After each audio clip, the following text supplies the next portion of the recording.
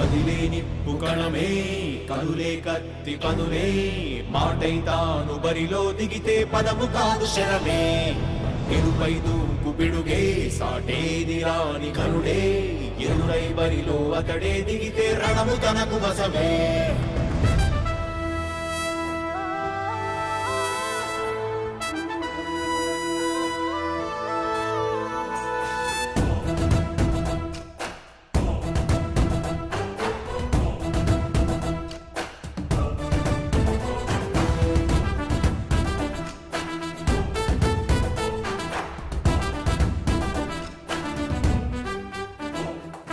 అధిపతి అధిపతి ఇలపై నడిచే విజయము మెరుపది చూపులే నిప్పులై నిసినే చీల్చే తెగువది అధిపతి అధిపతి వెలుగులు పూసే నవ్వుల చొరవది వినయమై విజయమై ఎదిగిన ఈరోజు విజయవాడ సెంట్రల్ నియోజకవర్గంలో డివిజన్ పర్యటనలో భాగంగా 36వ డివిజన్లో మా బాలగోవిందు కార్పొరేటర్ ఇక్కడ అదేవిధంగా మా రుహుల్లా గారు కావచ్చు స్థానిక నాయకులు కార్యకర్తలు పార్టీ అభిమానులు అందరం కూడా కలిసి రావడం జరిగింది.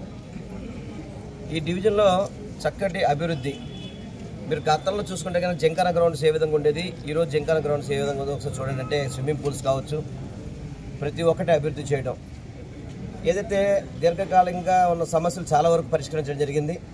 ఇంకా అరాకొరా చిన్న చిన్న టెక్నికల్ ఇష్యూస్తో ఆగడం జరిగినాయి. చాలా వరకు ఇక్కడ అందరికీ కూడా అమరావతిలో ఇళ్ల స్థలాలు కేటాయించడం జరిగింది. ప్రతి ఒక్కళ్ళు కూడా స్థలం చూసి సంతోషపడ్డారు. జగనన్న శంకుస్థాపన చేసినటువంటి ఇల్లు నిర్మాణం అయిపోతాయని చెప్పిన అందరూ కూడా చాలా ఆనందం వ్యక్తం చేశారు. కానీ వీళ్ళ ఆనందాన్ని నీరు కార్చే విధంగా చంద్రబాబు నాయుడు దుర్మార్గంగా అమరావతిలో పేదలకి ఉండే అర్హత లేదు అని చెప్పని కోర్టులో కేసులే స్టే తీసుకొచ్చాడు. కానీ ఈరోజు మనందరం కూడా న్యాయబద్ధంగా చట్టబద్ధంగా వాళ్ళందరికీ స్థలాలు ఇవ్వడం జరిగింది. దేవుడి దయతో జగన్మోహన్ రెడ్డి గారు మంచి మనసుతో వాళ్ళ స్థలాలు ఇచ్చారు కాబట్టి తప్పకుండా అక్కడ ఇళ్ల నిర్మాణం చేపడతామని చెప్పి ప్రతి ఒక్కరికి కూడా చెప్తున్నాం. దీంట్లో ఎవరు కూడా భయపడాల్సిన పని లేదు.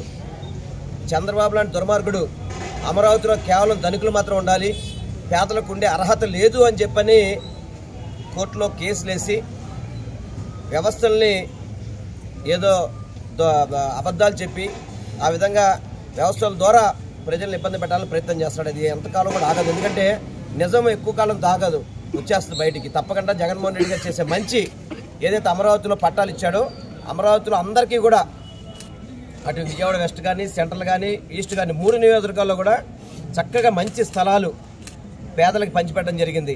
ఆ స్థలాల అర్హత ఇప్పుడు కూడా వాళ్ళకే ఉంది. ఇల్లు నిర్మాణం కూడా దేవుడి దయ వల్ల కోర్టులో స్టే కనుక కొట్టేస్తే తప్పకుండా వెంటనే త్వరితగతిన నిర్మాణం చేపట్టి వీళ్ళందరికీ కూడా త్వరితగతిన ఇల్లు ఇస్తామని చెప్పని కూడా చెప్పడం జరిగింది.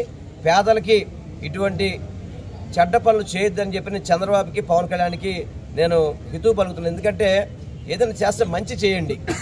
మంచి చేస్తే ప్రతిదానికి అడ్డుకొని పేదలను ఇబ్బంది పెడితే మళ్ళీ మీరు దిక్కుమాలిన పరిస్థితికి మీరు వెళ్తారని చెప్పని చంద్రబాబుని నేను పవన్ కళ్యాణ్కి మీ ద్వారా తెలియపరచుకుంటున్నాను.